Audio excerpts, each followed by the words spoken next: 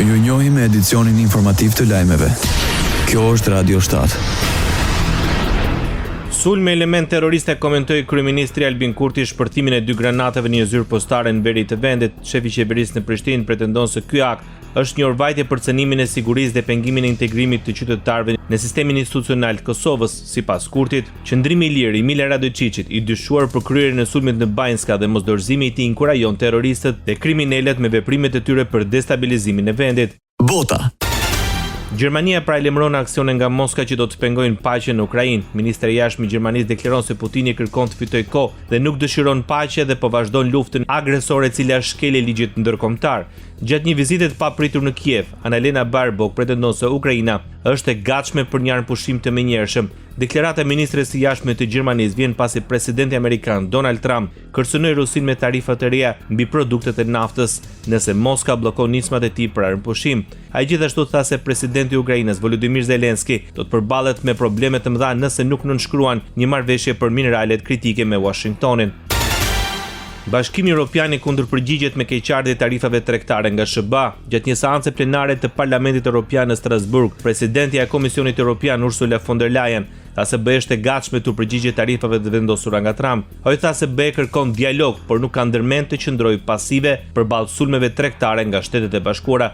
My message to you today is that we have everything we need to protect our people and our prosperity. Mesazhi që dua t'ju përcjell sot është se kemi gjithçka që na nevojitet për të mbrojtur qytetarët tanë dhe begatin ton, deklaroi presidentja e Komisionit Evropian. Our strategy builds on 3 pillars. First, we are open to negotiations. Second, we will keep diversifying our trade with other partners. And my third point, we will double down on our single market. Ajo nënvizoi se strategjia e Bashkimit Evropian mbështetet në 3 shtylla kryesore: negociatat, diversifikimin e marrëdhënieve tregtare duke filluar me Kinën dhe forcimin e tregut të brendshëm.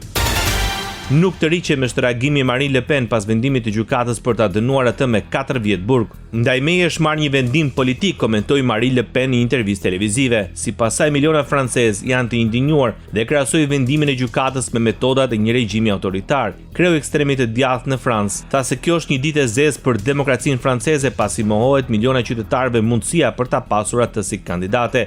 Le Pen gjithashtu vuri në dyshim legitimitetin e presidentit të ardhshëm të Francës nëse ajo do të shpallej i pafajshme pas zgjedhjeve. Drejtësia duhet të veprojë shpejt, por do të jetë shumë vonë, tha Le Pen.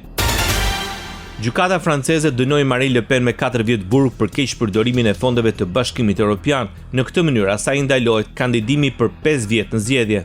2 nga 4 vite dënimit me burg ajo do t'i vuajë me byzylyk elektronik dhe me një gjop për 100.000 eurosh. Gjykatësit vendosën të aplikojnë dënimin maksimal duke përfshirë dhe ndalimin për të zgjedhur. Përjedhoi, Le Pen nuk do të marrë pjesë në asnjë zgjedhje deri në përfundimin e periudhës së ndalimit, përfshirë presidencialet e planifikuara për majin 2027. Presidenti i Shteteve të Bashkuara të Amerikës Donald Trump, kryeministri Viktor Orban dhe qeveria italiane kritikuan vendimin e gjykatës për Le Pen. Ajo u ndalua për 5 vjet dhe ishte kandidatja kryesore, tha Trump, duke referuar statusit të Le Pen si kryesuesja në zgjedhjet para betejës presidenciale franceze. Unë jam Marin, deklaroi kryeministri hungarez Viktor Orban, ndërsa zëvendës kryeministri italian Matteo Salvini tha se nuk do të dorëzohen. Ata që i friksojnë gjykimit të votuesve shpesh gjejnë sigurinë e gjykimin e gjykatave. Ne nuk do të friksohemi, nuk do të ndalemi, shkruan zëvendës kryeministri italian. Ndoqët lajmet shkurt në Radio 7, zëri pozitiv i qytetit.